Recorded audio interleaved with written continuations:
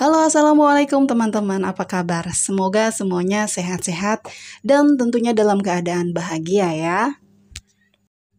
Kalaupun saat ini mungkin ada yang sedang kurang sehat, semoga Allah segera memberikan kesembuhan ya, mengangkat penyakitnya sesegera mungkin. Amin.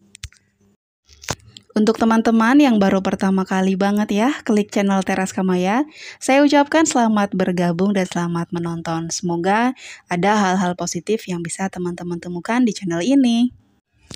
Masya Allah, Alhamdulillah hari ini sudah weekend lagi. Jadi tadi saya ke pasar, saya food prep untuk MPASI. Ini ceritanya saya mau buat kaldu ayam. Sekilas bahan-bahannya seperti kita mau bikin sayur sop ya, hanya dikurangi buncis, lalu kol dan juga kentang. Nah, kalau teman-teman nanti mau bikin kaldu ayam terus diganti ya, nggak pakai nasi, bisa pakai kentang. Ini kaldunya insya Allah udah enak nih karena ada bawangnya, ada daun bawang, udah wangi gitu, udah ada manis-manisnya dari si wortel. Saya sengaja nggak bikin banyak, paling ini nanti bikin untuk 6 kali aja ya, 6 atau 7 kali masak. Jadi kaldunya memang satu stok itu saya bikin agak banyak. Jadi nanti air putihnya tinggal nambahin sedikit aja. Nah, sekalian ngebolang di dapur ya kan, ngebolang. Sekarang nguprek berantakin dapur, jadi saya mau bikin kaldu ayam dan juga sekalian mau nyetok hati ayam. Kenapa hati ayam? Karena kabarnya hati ayam ini mengandung zat besi. Jadi zat besi itu dibutuhkan oleh anak-anak untuk pertumbuhan syarafnya terutama. Jadi kalau saya pribadi memang percaya gitu ya dengan apa yang dikatakan narasumber yang memang ahlinya yaitu dokter anak itu. Beliau atau mereka-mereka ini mengatakan bahwa anak yang baru memulai MPASI sekitar 6 bulan plus itu lebih membutuhkan zat besi banyak ketimbang buah dan sayur. Jadi kalau ada teman-teman yang mungkin MPASI-nya itu dimulai dengan buah atau sayur, mungkin sekarang bisa dikejar dengan zat besinya karena anak-anak ternyata lebih membutuhkan zat besi yang banyak gitu ya. Walaupun nggak kebanyakan juga karena sesuatu yang berlebihan itu nggak baik ya say. Nah, karena MPASI ini harus bisa menggantikan energi dan zat gizi di ASI yang udah mulai berkurang, jadi MPASI itu harus bisa memenuhi kebutuhan karbohidratnya, lemaknya, protein, dan juga zat besi tadi. Nah, untuk sumber-sumber karbonya apa aja sih? Bisa beras, kentang, jagung, ataupun ubi. Jadi teman-teman gak usah galau kalau dede bayi atau mungkin anaknya nanti udah mulai besar, nggak terlalu suka makan nasi, bisa dicari penggantinya ya yang tadi saya sebutkan. Semangat banget emang ya kalau kita punya anak yang tadinya 1 sampai 6 bulan hanya ASI aja atau mungkin hanya sufor aja gitu ya. Menginjak 6 bulan itu ya, mau masuk 7 bulan lah ya amannya.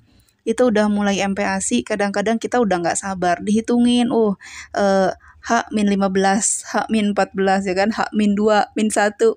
Begitu hari H-nya faktanya berkata lain. Karena ternyata kan bikin bubur bayi itu butuh waktu yang lumayan lama ya. Kita masaknya sedikit tapi makan waktunya yang lama gitu. Jadi saya fleksibel aja, kalau memang saya ada waktu nih, kayak sekarang libur, saya bikin sendiri. Terus kalau memang waktunya nanti saya harus berangkat kerja, waktunya nggak memungkinkan untuk saya bikin bubur, saya fleksibel, saya beli bubur yang ada di luar, yang insya Allah juga tempatnya gitu higienis, buburnya juga bersih. Terus untuk jaga-jaga saya juga di rumah menyimpan bubur instan ya yang sudah terfortifikasi. Jadi insya Allah itu gizinya udah seimbang karena mereka pun bikin bubur itu udah sesuai standar WHO. Nah, yang perlu diingat di sini bahwa kita harus mengikuti semua petunjuk yang dikasih sama si merek tersebut ya. Jadi beda-beda merek, beda juga ukurannya. Kayak misalnya merek A, dia menyarankan sekali kasih makan si dede bayi itu 4 sendok makan atau sekitar 40 gram. Ya kita ikutin karena memang segitulah kecukupan zat besi atau zat-zat yang lain di merek itu. Nah, misalnya besoknya kita mau coba merek yang lain gitu, merek B. Kita lihat lagi karena belum tentu harus 40 gram atau 4 sendok makan. Bisa jadi harus 5 atau 6 atau bahkan mungkin lebih sedikit dari itu. Jadi jangan disamaratakan supaya nanti anak kita nggak kekurangan gizi. Jadi untuk MPASI ini saya nggak mau terlalu ngoyo gitu ya, terlalu berprinsip bahwa semua makanannya harus saya yang bikin pakai tangan saya dengan mata saya gitu. Dicuci sendiri, dimasak sendiri, enggak, fleksibel aja. Insya Allah yang dibikin bubur di luar juga bersih, yang kita beli kemasan juga udah apik tentunya gitu. Jadi fleksibel aja supaya semuanya bisa berjalan lancar. Enggak yang ngoyo gitu harus bikin sendiri akhirnya yang lain terbengkalai. Karena keadaan di rumah itu kan beda-beda ya. Jadi mungkin ada yang punya anak baru satu, ya semuanya insya Allah bisa ke-handle karena memang fokusnya hanya ke satu doang.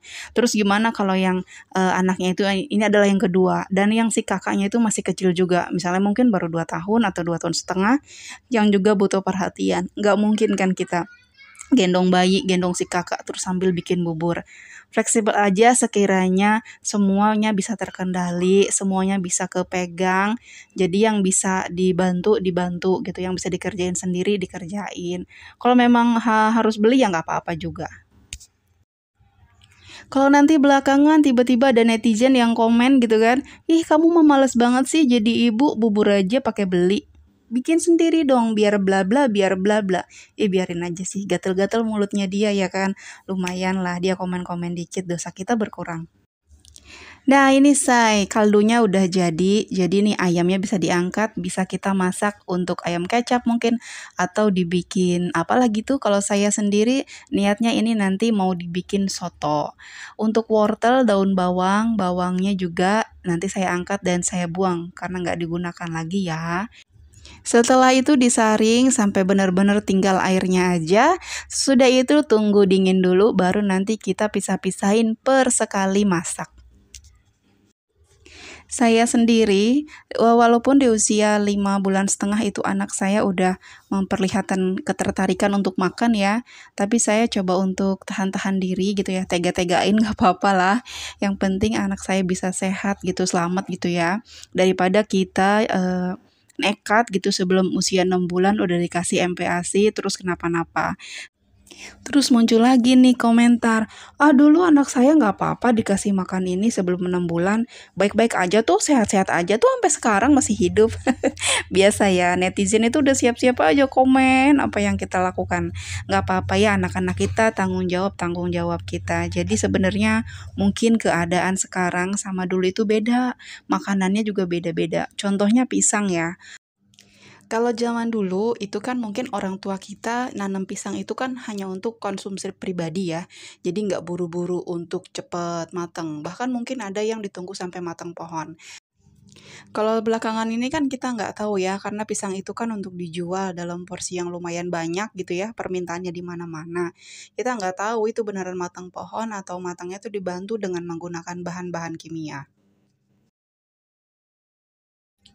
Beberapa tahun yang lalu saya pernah ada kejadian, jadi, seseorang gitu ya, tetangga saya, sempat kasih pisang ke anaknya yang usianya itu belum 6 bulan, mungkin baru 5 bulanan gitu, bahkan kurang. Jadi nangis terus dikasih pisang, ya qadarullah besokannya masuk rumah sakit sampai seminggu. Kasihan kan kalau udah kayak gitu. Nah, ini saya lagi nyiapin hati ayam. Hati ayam ini sumber kaya zat besi. Nah, selain hati ayam apa? Ada juga daging sapi, ikan. Ikannya apa aja ya? Bisa ikan teri, ikan kembung ya yang murah meriah, atau juga daging ayam. Jadi kalau misalnya kita nih lagi budgetnya lagi nggak cukup nih buat beli daging sapi gitu.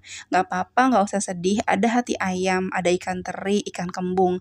Masih terjangkau ya. Kita bila beli 1/2 kilo itu bisa untuk beberapa kali masak. Jadi kalau dananya memang belum ada, nggak usah maksain diri gitu ya, nggak usah bersedih, ngegerutu, ngeluh. Kita coba cari alternatif lain, karena Allah itu maha baik gitu ya. Jadi si yang kayak zat besi yang dibutuhin sama anak-anak kita itu, nggak semuanya ada di makanan-makanan mahal. Kalau zat besinya diambil dari sayuran aja gimana? Kan lebih murah. Udah gitu sayuran itu kan bagus. Sayuran hijau juga punya zat besi banyak ya, tapi bisa diserapnya cuma sedikit aja nih sama tubuh bayi.